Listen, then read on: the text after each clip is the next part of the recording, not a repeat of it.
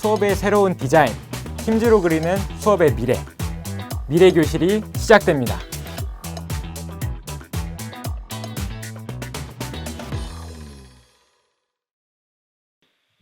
안녕하세요, 선생님. 이번 시간에는 학생들의 감정을 살펴볼 수 있는 리플렉트와 또 협업 도구에 대해서 알아보도록 하겠습니다.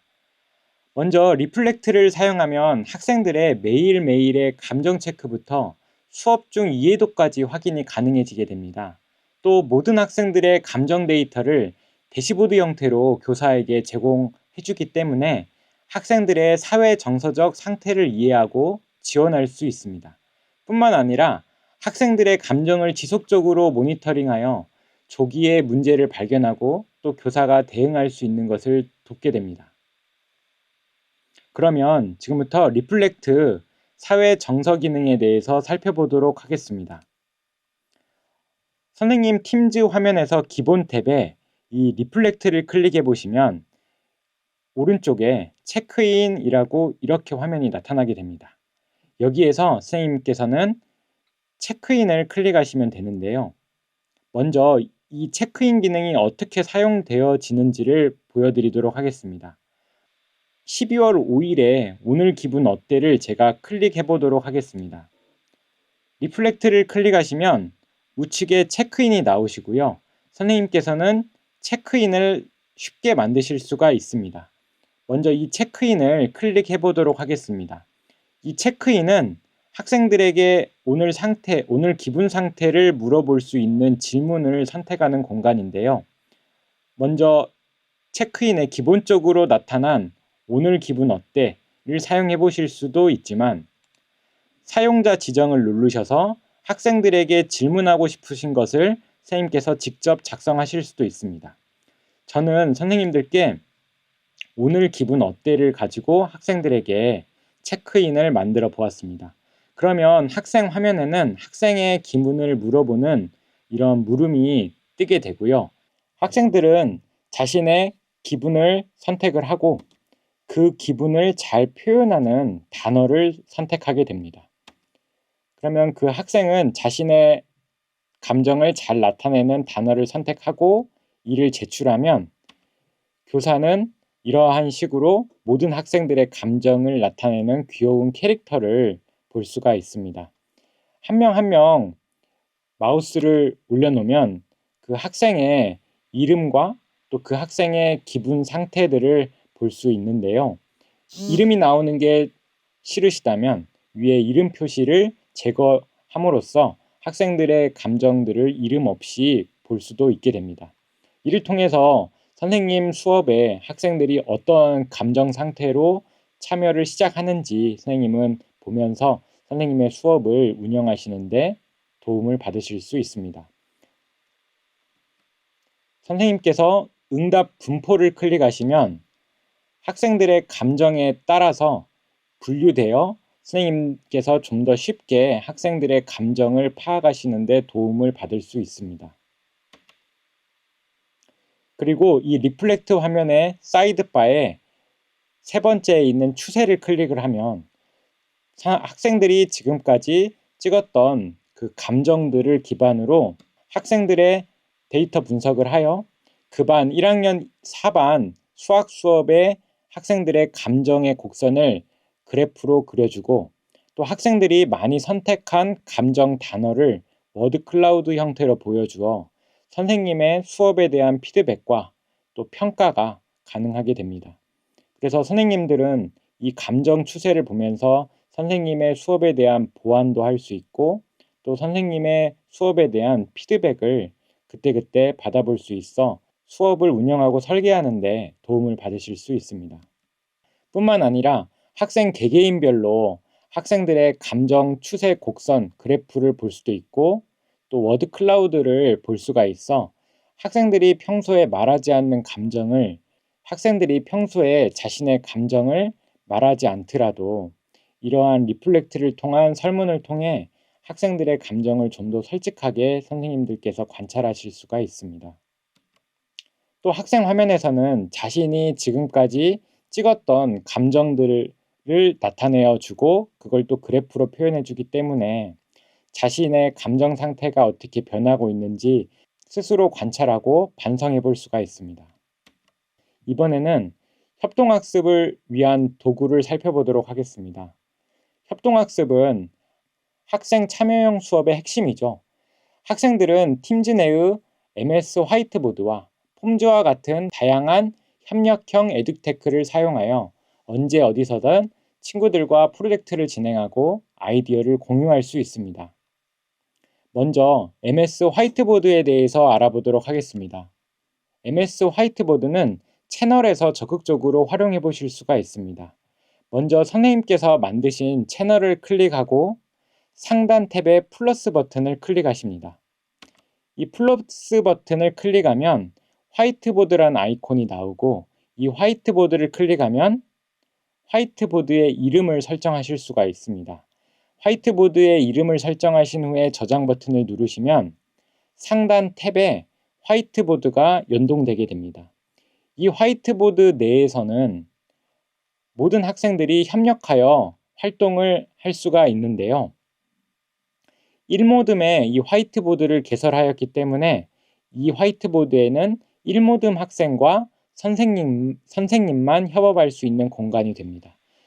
이 화이트보드 내에서는 포스트잇을 이용해서 자신의 주장과 어떠한 생각을 글로 텍스트로 서술해 볼 수도 있고요. 그리고 그리기 기능을 이용해서 펜을 이용해서 글씨를 써서 자신의 생각을 나타낼 수도 있습니다. 또 학생 친구들의 글에 반응을 보여줄 수도 있고 또 댓글도 달아줄 수가 있습니다. 그리고 화이트보드 내에 있는 이 템플릿들을 활용해 보실 수도 있는데요. 이 밑에 있는 화이트보드 도구함에서 점 3개를 클릭하면 템플릿이라는 게 보이십니다. 이 템플릿을 클릭하면 기본적으로 화이트보드에서 제공하는 여러 가지 디자인을 사용해 보실 수가 있는데요. 저는 토론 학습을 할 때는 이 템플릿에 전략 그리고 호불호를 클릭하여 학생들에게 화이트보드 템플릿을 만들어 줍니다. 이 템플릿을 사용하기를 클릭하신 후에 화이트보드에 이 템플릿을 붙이면 학생들이 이 화이트보드에 들어와서 어떤 주제에 대한 찬성과 반대에 대한 자신의 생각을 적어 볼 수가 있게 됩니다. 여기에 있는 이 호불호, 찬성, 반대 이런 여러 가지 텍스트들은 선생님께서 주제에 맞게 변형하실 수가 있습니다. 그래서 저는 학생들과 노트북 수업을 한 학기 동안 진행을 한 후에 노트북 활용한 수업에 대한 자신의 생각을 자유롭게 적어보는 활동을 해보았는데요. 이 화이트보드 화면을 보시면 아시겠지만 모든 학생들이 들어와서 자신의 의견을 적어볼 수 있습니다. 이 화이트보드는 제가 일반 게시판에 일반 채널에 올려놓은 화이트보드이기 때문에 1학년 일반 학생들 모두가 들어와서 작업했던 공간이 되었습니다. 또 전 자유학기 시간에도 이 채널에 이 화이트보드를 연결해서 학생들의 협력형 학습을 돕고 있는데요. 모둠마다 저는 화이트보드를 연결하여서 수요일반 1모듬 학생들만 들어올 수 있는 화이트보드에 1모듬 학생들만 들어와서 작업을 할 수 있는 환경을 만들어 주었습니다. 그래서 비공개 채널에서 이 화이트보드를 연동하여 학생들에게 제공하면 학생들의 협력형 수업을 훨씬 더 효과적이고 또 선생님께서 실시간으로 학생들의 산출물을 관찰할 수 있는 그러한 이점을 선생님께서 얻으실 수 있으십니다. 그리고 화이트보드는 스마트 칠판 역할도 해줍니다. 선생님께서 학생들과 같이 풀어보고 싶은 문제나 활동지를 이 화이트보드에 띄우고 펜 기능을 이용해서 문제를 풀거나 또 어떤 부분을 설명할 때 사용하실 수도 있습니다. 이번에는 학생 참여형 수업에 도움을 받으실 수 있는 MS 폼즈에 대해서 잠시 알아보도록 하겠습니다. 폼즈를 선생님께서 만드시기 위해서는 오피스닷컴으로 접속하셔야 합니다. 오피스닷컴에 접속하셔서 선생님 교직원 계정으로 로그인을 하시면 이런 화면을 보실 수 있고요. 이 화면에서 앱을 선택하시고 폼즈를 클릭하시면 선생님께서는 폼즈를 가지고 학습 자료를 만드실 수 있습니다. 폼즈에서는 크게 두 가지 형태로 학습 자료를 만드실 수 있습니다. 새 퀴즈를 누르시면 자동 채점되는 시험지를 만드실 수 있고요. 그리고 새 양식을 클릭하시면 학생들에게 전달할 설문지 또는 여러 가지 학습 보고서 같은 것들을 만들 수가 있습니다. 먼저 학생들에게 줄 자동 채점되는 시험지를 만들어 보도록 하겠습니다. 그러기 위해서 새 퀴즈를 클릭하시고요. 새 퀴즈를 클릭하시면 첫 번째 줄은 활동지 또 시험지의 제목을 적어주시면 되고요. 그리고 빠른 시작을 누르셔서 시험지의 제목을 적어주시면 되시고요. 밑에 있는 선택 항목은 객관식을 의미하고 그리고 텍스트는 서답형 서술형을 의미합니다. 그리고 파일 업로드를 클릭하시면 학생들이 자신의 풀이 과정을 찍어서 사진으로 업로드할 수 있는 도구를 만들어 줍니다. 그래서 먼저 제목을 적고 저는 객관식을 선택해 보겠습니다.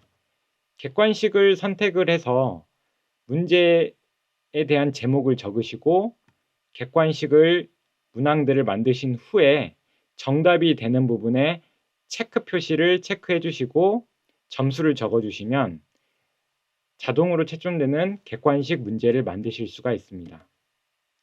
그리고 텍스트를 선택하시면 서답형 문제를 만드실 수가 있는데요. 문제를 작성하시고 서답형으로 될 인정 답안들을 계속 추가하시면 서답형 문제 또한 이 인정 답안 내에서 자동 채점이 되게 됩니다. 이번에는 설문지를 만들어 보도록 하겠습니다. 설문지를 만드실 때는 새 퀴즈 옆에 있는 새 양식을 클릭하시면 되는데요. 새 퀴즈에서와 마찬가지로 선택 항목은 객관식, 텍스트는 서답형, 그리고 평가는 별점을 의미하고요. 그리고 날짜는 선호하는 날짜, 이런 것들을 선택하실 수가 있습니다. 그래서 객관식 작성하는 것은 새 퀴즈와 동일하지만 새 퀴즈와 차이점은 설문지에서는 정답을 체크하는 난이 없다는 게 특징입니다. 왜냐하면 설문지에는 정답이 있을 수는 없으니까요. 그래서 이렇게 작성을 하시면 객관식 문항을 만드실 수 있고요. 그리고 선생님들께서 이렇게 하시고 싶으실 수도 있으세요. 상위권을 체크를 하실 때는 3번 문제로, 그리고 중상위권을 체크했을 때는 5번 문제로, 어떤 문항 간에 어떤 것을 선택하느냐에 따라서 이동하는 문항을 만드시고 싶으실 때는 하단에 있는 점 3개를 클릭하셔서 분기 추가를 누르시면 됩니다.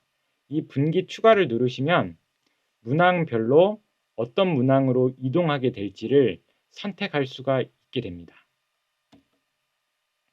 이렇게 설문지가 다 작성이 되셨으면 설문지를 예쁘게 꾸미실 수도 있는데요. 이 설문지를 꾸미실 때는 스타일에 가서 디자인을 선택하시면 됩니다.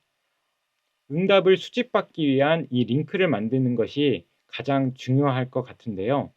여기에서 주의할 점이 있습니다. 먼저 응답 수집을 누르시고 선생님들이 교직원 계정으로 폼즈에서 설문지를 만드실 경우에 학생도 마찬가지인데요. 학교 계정으로 만드실 경우에 이 설문지 응답 수집의 기본값은 선생님 조직 내의 사용자만 응답할 수 있음으로 되어 있습니다. 그래서 이렇게 되면 이 설문지는 로그인을 해야지 응답을 받을 수 있고요. 또 로그인 하더라도 선생님 학교의 도메인이 아니라면 그 설문의 응답에 참여할 수가 없습니다. 따라서 선생님께서는 조직 내의 설문뿐만이 아니라 다양한 설문을 받기를 원하신다면 모든 사람이 응답할 수 있으므로 체크를 하시고 나서 링크를 복사하시거나 여기에 있는 QR을 가져 사용하셔야 합니다. 이렇게 폼즈를 활용해서 저는 현장 체험 최종 보고서를 한번 학생들과 같이 진행해 보았는데요. 제가 폼즈로 현장 체험 최종 보고서를 만들고 또 학생들이 현장 체험에 가서 찍은 사진을 이 폼즈로 만든 설문지 안에 파일 업로드를 하도록 하였습니다. 그래서 학생들은 자신이 친구들과 찍은 사진을 이 폼즈 업로드 기능을 이용해서 업로드하여 학생들의 최종 보고서를 받아보았는데요. 그렇게 하였더니 학생들의 현장 체험 사진과 또 여러 가지 정보들을 제가 체계적으로 수집받을 수가 있었습니다. 그 수집받은 결과를 선생님께서 프레젠테이션을 누르시면 학생들의 그래프로 나타내어서 학생들의 현장 체험 데이터를 시각화하여 볼 수 있습니다. 뿐만 아니라 학생들도 이 폼즈를 이용해서 설문지를 친구들과 함께 제작하고 수집해 볼 수도 있는데요. 그 기능은 팀즈 내의 이 사이드바의 플러스 버튼인 앱을 클릭하시면 폼즈를 연결하실 수가 있습니다. 그래서 팀즈에서 폼즈를 연결하여 사용할 수가 있는데요. 선생님께서 이미 만드신 폼즈가 있으시다면 선생님께서 만드신 폼즈를 연결하여 학생들이 팀즈 내에서 응답 수집에 참여하도록 만들어줄 수도 있고요. 그리고 이 폼즈에서 학생들이 직접 설문지를 협업하여 만들어 보게도 할 수 있습니다. 그럴 경우에는 팀이 편집하고 결과를 볼 수 있는 양식을 선택하여 학생들이 직접 이 팀즈 내에서 친구들과 함께 설문지를 제작해 볼 수도 있습니다. 이상으로 마이크로소프트 팀즈 강의를 마치도록 하겠습니다. 감사합니다.